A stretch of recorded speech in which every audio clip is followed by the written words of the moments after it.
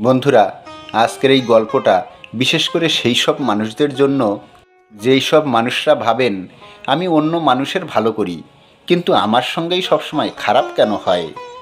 বন্ধুরা, এই সমস্যাটা আমরা এই গল্পটির ভিতর দিয়ে জানার চেষ্টা করব। বন্ধুরা, আজকের গল্পটা অত্যন্ত শিক্ষণীয় এবং মহত্বপূর্ণ হতে চলেছে। তাই আপনাদের কাছে আমার একটাই অনুরোধ, ভিডিওর শেষ পর্যন্ত আপনারা আমার সঙ্গে থাকবেন। বন্ধুরা, বলা হয়ে থাকে প্রায়শ্চিত্ত করলে পাপ কম হয়ে থাকে।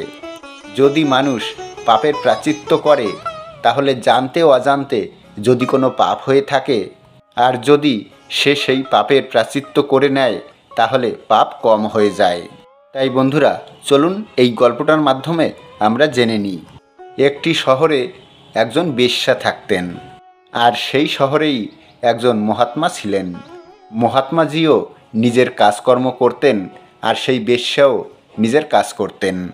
মানে মহাত্মাজি মানুষকে ভালো জ্ঞান ও শিক্ষা দিতেন, আর বেশ্যা নিজের ধান্দায় লিপ্ত থাকতেন। কিন্তু ওই বেশ্যা ছিলেন যিনি সকালবেলা স্নান টান করে নিজের ধান্দায় বসতেন। প্রথমে তিনি ভগবানের সামনে বসে ভগবানের কাছে নিজের কাজকর্মের জন্য ক্ষমা চাইতেন। তিনি ভগবানকে বলতেন, ভগবান, আমি অসহায়, তাই আমি এই ধান্দায় বসেছি। তারপর তিনি নিজের ধান্দায় লিপ্ত হয়ে যেতেন। ওনার ধান্দায় শহরে বিভিন্ন রকম গুজব ছড়াতে লাগলো। একদিনের কথা, সেই বেশ্যাকে মহাত্মাজি নিজের আশ্রমে ডাকলেন। মহাত্মাজি বেশ্যাকে বোঝালেন যে তুমি অনেক খারাপ কাজ করছো, এর জন্য তোমাকে অনেক ভারী পাপ গ্রহণ করতে হবে। এই জন্য তুমি এই খারাপ ধান্দা ছেড়ে দাও। তারপরে বেশ্যা মহাত্মাজিকে বললেন, মহাত্মাজি, আমি যদি আমার ধান্দা ছেড়ে দিই, তাহলে আমি কি খাবো? আমি তো ক্ষুধায় মরে যাব। তখন মহাত্মাজি বেশ্যাকে বোঝালেন, তুমি ভগবানের উপরে ভরসা রাখো, তিনিই তোমার আহার যোগাবেন, তুমি ক্ষুধার্ত থাকবে না। বেশ্যা সেই মহাত্মাজির কথা মেনে নিলেন এবং তিনি বেশ্যগিরি ধান্দা ছেড়ে দিলেন। ওনার জমানো অর্থ দিয়ে সেদিন তিনি নিজের ক্ষুধা মেটালেন। এইভাবে যখন সেই বেশ্যার জমানো অর্থ শেষ হয়ে গিয়েছে, তখন তিনি মহাত্মাজির কাছে এসে পৌঁছালেন এবং বললেন, মহাত্মাজি, আমার সমস্ত ধন শেষ হয়ে গিয়েছে, এখন আমি কি খাবো? তখন মহাত্মাজি বললেন, তুমি ভগবানের উপরে ভরসা রাখো, সে তোমাকে আহার অবশ্যই দেবেন। তারপর বেশ্যা চুপচাপ বাড়িতে ফিরে এলেন এবং একদিন তিনি ক্ষুধার্ত অবস্থায় শুয়ে পড়লেন। তারপরে যখন দ্বিতীয় দিন চলে গেল, তৃতীয় দিন চলে গেল, এইভাবে ক্ষুধার্ত অবস্থায় কয়েকদিন চলে গেল। তারপর তিনি যখন আর ক্ষুধা সহ্য করতে পারছিলেন না, তখন তিনি আবার নিজের পুরনো ধান্দায় লিপ্ত হলেন, আর সেই কাজই করতে থাকলেন। আর ভগবানের মূর্তির সামনে 2 মিনিট প্রার্থনা করতেন। তারপরে তিনি আবার নিজের ধান্দায় লেগে যেতেন। তারপর একদিন এমন হলো, মহাত্মাজি নিজের দেহ ত্যাগ করলেন, আর সেই দিনই সেই বেশ্যাও মারা গেলেন। দুজনারই আত্মা শরীর থেকে বেরিয়ে যমরাজের দুয়ারে গেল। তারপর যমরাজ সেই বেশ্যা ও মহাত্মাজির দুজনারই পাপ পুণ্যের হিসাব বের করলেন। তারপর যমরাজ সেই বেশ্যাকে স্বর্গে যাবার জন্য আদেশ দিলেন এবং সেই মহাত্মাজিকে নরকে যাবার জন্য আদেশ দিলেন। তখন মহাত্মাজি সেই যমরাজকে বললেন, হে ধর্মরাজ, আপনার দরবারে আজ অন্যায় হচ্ছে। আমি সারা জীবন মানুষের ভালো করেছি, মানুষকে সৎ উপদেশ দিয়েছি, তাদেরকে শিক্ষা দিয়েছি, তারপরেও আপনি আমাকে নরকে পাঠাচ্ছেন। আর যে বেশ্যা, যে সারা জীবন কুকর্ম করেছে, তাকে আপনি স্বর্গে পাঠাচ্ছেন। এটা আপনার কেমন বিচার? তখন যমরাজ বললেন, মহাত্মা, আমি ধর্মরাজ, আমার দরবারে কখনোই অন্যায় হয় না। তুমি পৃথিবীর দিকে ফিরে দেখো, যেখানে তোমার দেহ পড়ে আছে, সেখানকার মানুষজন তোমাকে গান বাজনার সঙ্গে শ্মশানে নিয়ে যাচ্ছে। ওখানে আপনার দেহর সামনে মানুষ পুজো করবে, কেননা আপনার শরীর, আপনার মুখ মানুষকে জ্ঞান দিয়েছিল।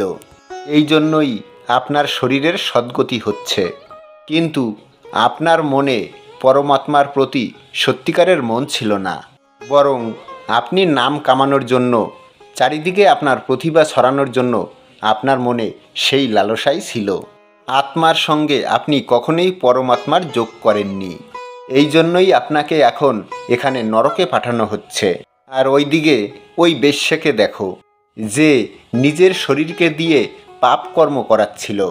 তার শরীর ঘষে ঘষে মানুষ ড্রেনে ফেলে দিচ্ছিল।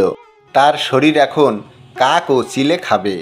কিন্তু সে তার ধান্দায় বসার আগে 2 মিনিটই হোক না কেন সত্যিকারের মন থেকে ভগবানের মূর্তির সামনে বসে তার সমস্ত পাপের প্রায়শ্চিত্ত করত। সেই জন্য তার আত্মার এখন স্বর্গপ্রাপ্তি হচ্ছে। প্রায়শ্চিত্ত করলে সমস্ত পাপ নষ্ট হয়ে যায়। আর এই কথা আপনি খুব ভালো করেই জানেন। কিন্তু আপনার মনে তো নাম কামানোর ভূত চেপেছিল।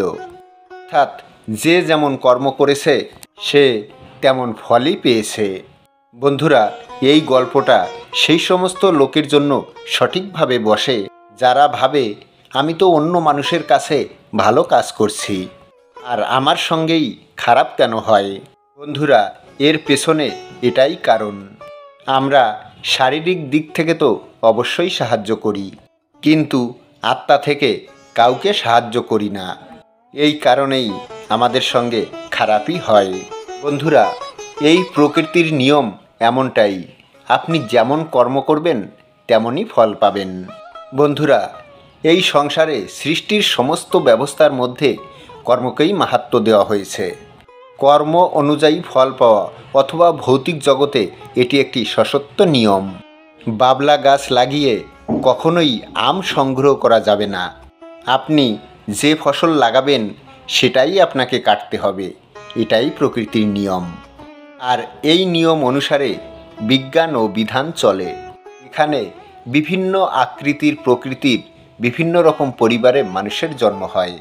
ওই বিভিন্ন আত্মার ধরার আগমনে বড়ই বিচিত্র বিধান অনুসারে অন্তর্গত হয়। এই প্রকারের বর্ণনা আমাদের শাস্ত্র জ্ঞানেও রয়েছে। কিছু আত্মা নিজের হিসাব কিতাব পূর্ণ করার জন্যও আসে। এই প্রকার ঘটনা আমাদের শাস্ত্রে সত্য ঘটনার আধারেও করা হয়েছে। আজকে আমরা যার থেকেই ধন কেড়ে নেব, অনৈতিকভাবে কারোর সঙ্গে বিশ্বাসঘাতকতা করলে আর ওনার শ্রমের দ্বারা উপস্থিত উপার্জিত ধন আমরা কেড়ে নিই। আর যারা এমনটা করেন তারা আমরা নিজেরা নিজেকে বুদ্ধিমান মনে করি। এটা নিজেদের কলাকৌশলী দক্ষতা মনে করি। অন্যের ধনকে কেড়ে নেওয়াটা আমরা নিজেকে নিজে মহান বুদ্ধিমান মনে করি। কিন্তু এটা আমাদের বড়ই ভুল। এই সংসারে আমরা চোখ বন্ধ করে অজ্ঞানতায় বাঁচতেছি। যদি আমরা আমাদের অন্তর্দৃষ্টি দিয়ে এই সংসারকে প্রত্যক্ষভাবে দেখি, তাহলে সত্য আমাদের সামনে প্রকট হয়ে যাবে। সুখ দুঃখ, জীবন মরণ, লাভ হানি, এই সব কিছুই মানুষ তার কর্মের দ্বারাই উপার্জন করে। বন্ধুরা, আজকের এই গল্পটা যদি আপনাদের ভালো লেগে থাকে তাহলে অবশ্যই ভিডিওতে একটা লাইক করে দেবেন।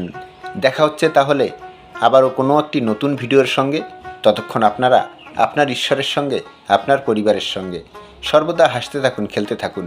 হরে কৃষ্ণ, রাধে রাধে।